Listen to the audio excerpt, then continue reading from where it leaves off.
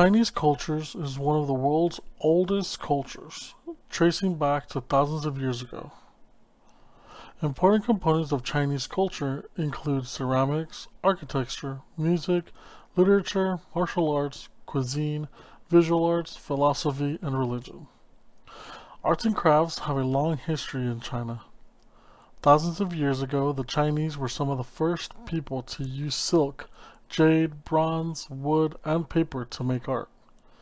The artistic writing called calligraphy was invented in China.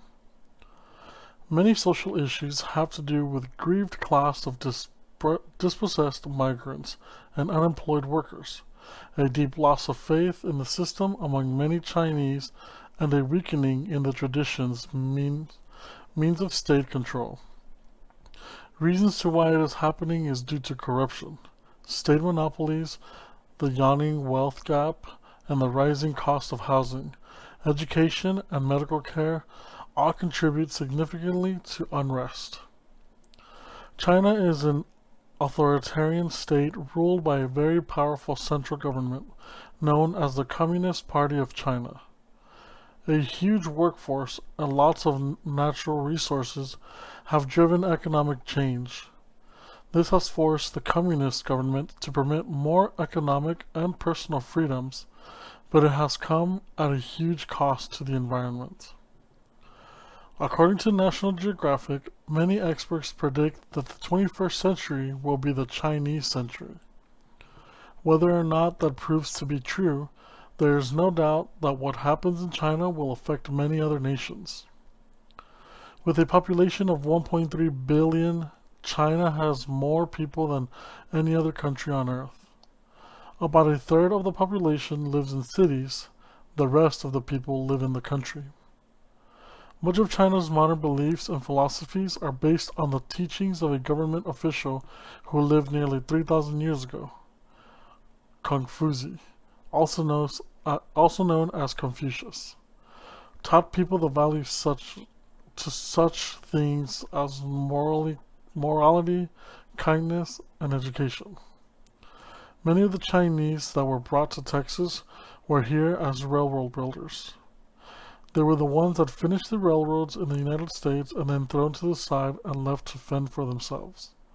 For example, Sam Murdoch was the first railroad construction worker to start the restaurant business. Many Chinese were attracted to San Antonio. 50 Chinese had established themselves in the city as restaurant owners, laundrymen, and truck farmers.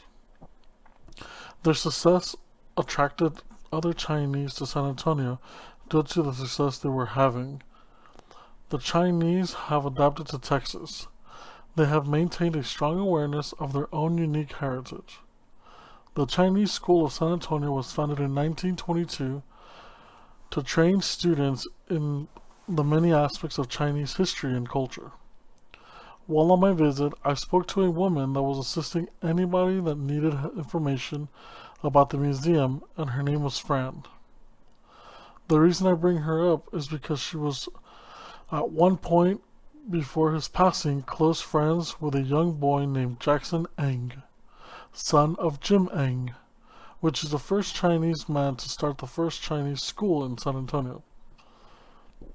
Fran went on to tell me that the Engs lived a great life until they were forced to move out of their neighborhood due to the Texas law that allows the state to take over open land that was lent to the community in order to build Americanized neighborhoods.